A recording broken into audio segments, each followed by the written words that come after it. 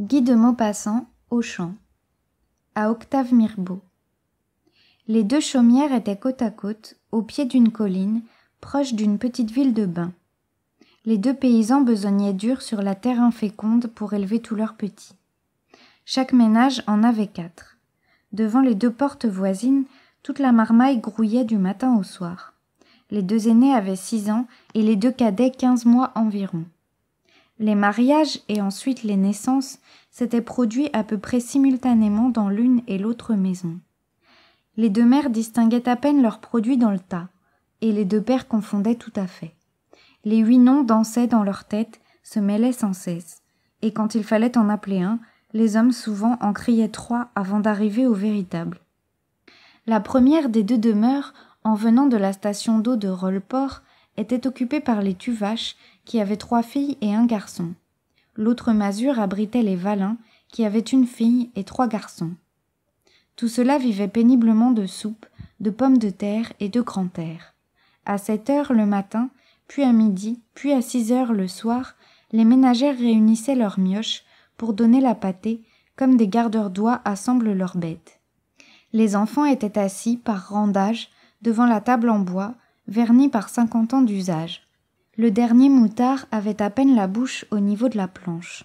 On posait devant eux l'assiette creuse, pleine de pain molli dans l'eau où avaient cuit les pommes de terre, un demi-chou et 3 oignons.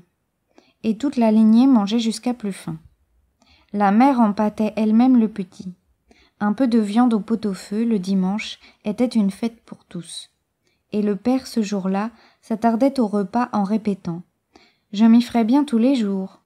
Par un après-midi du mois d'août, une légère voiture s'arrêta brusquement devant les 2 chaumières, et une jeune femme qui conduisait elle-même dit au monsieur assis à côté d'elle « Oh, regarde, Henri, ce tas d'enfants.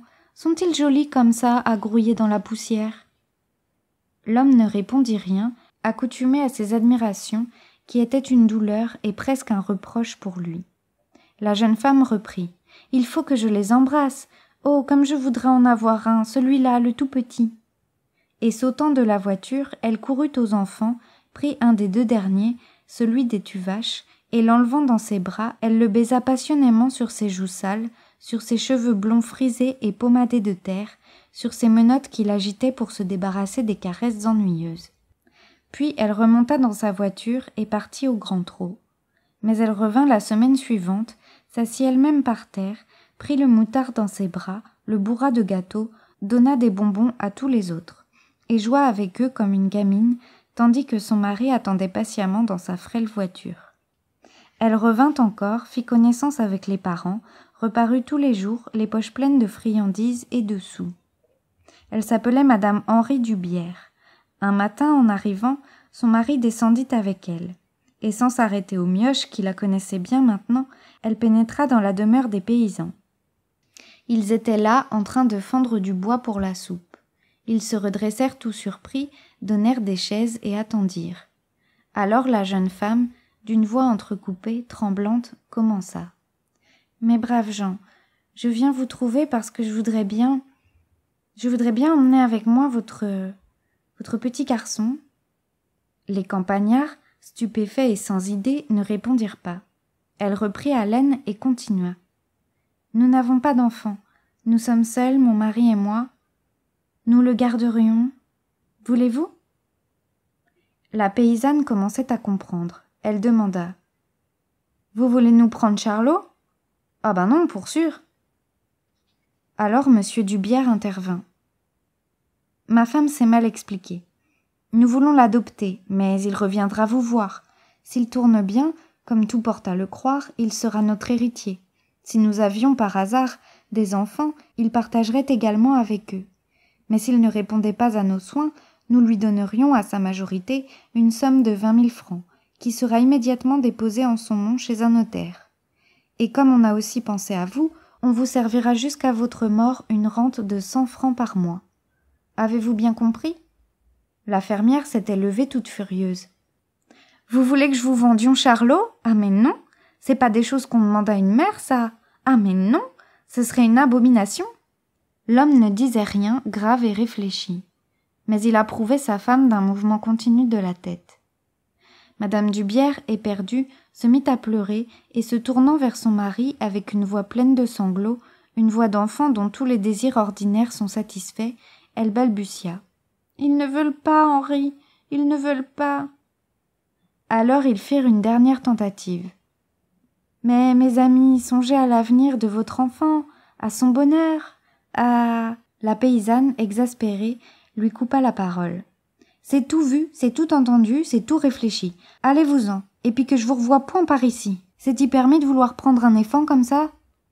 Alors madame Dubière, en sortant, s'avisa qu'ils étaient deux tout petits, et elle demanda à travers ses larmes, avec une ténacité de femme volontaire et gâtée qui ne veut jamais attendre. « Mais l'autre petit n'est pas à vous ?» Le père Tuvache répondit. « Non, c'est au voisin. Vous pouvez y aller si vous voulez. » Et il rentra dans sa maison où retentissait la voix indignée de sa femme. Les Valin étaient à table, en train de manger avec lenteur des tranches de pain qu'ils frottaient parcimonieusement avec un peu de beurre piqué au couteau dans une assiette entre deux. Monsieur Dubière recommença ses propositions, mais avec plus d'insinuation, de précaution oratoire, d'astuce. Les deux ruraux hochaient la tête en signe de refus. Mais quand ils apprirent qu'ils auraient 100 francs par mois, ils se considérèrent, se consultant de l'œil, très ébranlés. Ils gardèrent longtemps le silence, torturés, hésitants. La femme enfin demanda. « Qu'est-ce que t'en dis, l'homme ?» Il prononça d'un ton sentencieux. « Je dis que c'est point méprisable. » Alors madame Dubière, qui tremblait d'angoisse, leur parla de l'avenir du petit, de son bonheur et de tout l'argent qu'il pourrait leur donner plus tard. Le paysan demanda. « C'te rente de 1200 francs, ce sera promis devant le notaire ?» Monsieur Dubière répondit. « Mais certainement, dès demain. » La fermière, qui méditait, reprit. « 100 francs par mois, c'est point suffisant pour nous priver du petit. Ça travaillera dans quelques ans, Stéphane. Il nous faut 120 francs. » Madame Dubière, trépignant d'impatience, les accorda tout de suite. Et comme elle voulait enlever l'enfant, elle donna 100 francs en cadeau pendant que son mari faisait un écrit. Le maire et un voisin, appelés aussitôt, servirent de témoins complaisants. Et la jeune femme, radieuse, emporta le marmot hurlant, comme on emporte un bibelot désiré d'un magasin. Les Tuvache, sur leur porte, le regardaient partir, muets, sévères, regrettant peut-être leur refus. On n'entendit plus du tout parler du petit Jean Valin. Les parents, chaque mois, allaient toucher leurs 120 francs chez le notaire, et ils étaient fâchés avec leurs voisins parce que la mère Tuvache les agonisait d'ignominie, répétant sans cesse de porte en porte qu'il fallait être dénaturé pour vendre son enfant, que c'était une horreur, une saleté, une corromperie. Et parfois elle prenait en ses bras son Charlot avec ostentation, lui criant comme s'il eût compris « Je t'ai pas vendu, mais je t'ai pas vendu mon p'tio. Je vends pas mes enfants, mais je suis pas riche, mais vends pas mes enfants. » Et pendant des années et encore des années, ce fut ainsi chaque jour. Chaque jour, des allusions grossières étaient vociférées devant la porte, de façon à entrer dans la maison voisine. La mère Tuvache avait fini par se croire supérieure à toute la contrée parce qu'elle n'avait pas vendu Charlot. Et ceux qui parlaient d'elle disaient « Je sais bien que c'était engageant, c'est égal, elle s'a conduite comme une bonne mère. » On la citait. Et Charlot, qui prenait 18 ans, élevé dans cette idée qu'on lui répétait sans répit, se jugeait lui-même supérieur à ses camarades parce qu'on ne l'avait pas vendu. Les Valin vivotaient à leur aise grâce à la pension. La fureur inapaisable des Tuvache, restés misérables, venait de là. Leur fils aîné partit au service. Le second mourut. Charlot resta seul à peiner avec le vieux père pour nourrir la mère et 2 autres sœurs cadettes qu'il avait. Il prenait 21 ans quand, un matin, une brillante voiture s'arrêta devant les 2 chaumières. Un jeune monsieur, avec une chaîne de montre en or, descendit, donnant la main à une vieille dame en cheveux blancs. La vieille dame lui dit « C'est là, mon enfant, à la seconde maison. » Et il entra comme chez lui dans la masure des Valin. La vieille mère lavait ses tabliers. Le père, infirme, sommeillait près de l'âtre. Tous deux levèrent la tête et le jeune homme dit « Bonjour papa, bonjour maman. » Ils se dressèrent effarés. La paysanne laissa tomber d'émoi son savon dans son eau et balbutia « C'est ité, m'néfant? C'est ité, m'néfant ?» Il la prit dans ses bras et l'embrassa en répétant « Bonjour, maman. Tandis que le vieux, tout tremblant, disait de son ton calme qu'il ne perdait jamais: Te v'là-t-y revenu, Jean, comme s'il l'avait vu un mois auparavant. Et quand ils se furent reconnus, les parents voulurent tout de suite sortir le fieu dans le pays pour le montrer. On le conduisit chez le maire, chez l'adjoint, chez le curé, chez l'instituteur. Charlot, debout sur le seuil de sa chaumière, le regardait passer. Le soir, au souper, il dit au vieux: Faut-il que vous ayez été sot pour laisser prendre le petit au Valin? Sa mère répondit obstinément: Je voulions point vendre nos téfants. Le père ne disait rien. Le fils reprit: C'est-il pas malheureux d'être sacrifié comme ça? Alors le père Tuvache articula d'un ton coléreux: Vas-tu pas nous reprocher de t'avoir gardé? Et le jeune homme brutalement: Oui, je vous le reproche, que vous n'êtes que des nions. Des parents comme vous, ça fait le malheur des éfants, que vous mériteriez que je vous quitte.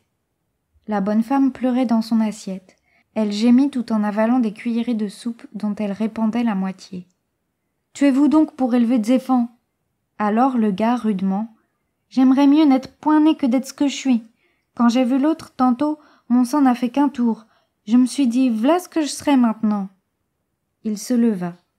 Tenez, je sens bien que je ferais mieux de ne pas rester ici, parce que je vous le reprocherai du matin au soir, et que je vous ferai une vie de misère. Ça, voyez-vous, je vous le pardonnerai jamais. Les deux vieux se taisaient, atterrés, larmoyants. Il reprit: Non, cette idée-là, ce serait trop dur. J'aime mieux m'en aller chercher ma vie autre part. Il ouvrit la porte. Un bruit de voix entra. Les Valin festoyaient avec l'enfant revenu. Alors Charlot tapa du pied et, se tournant vers ses parents, cria: Maintenant va! Et il disparut dans la nuit.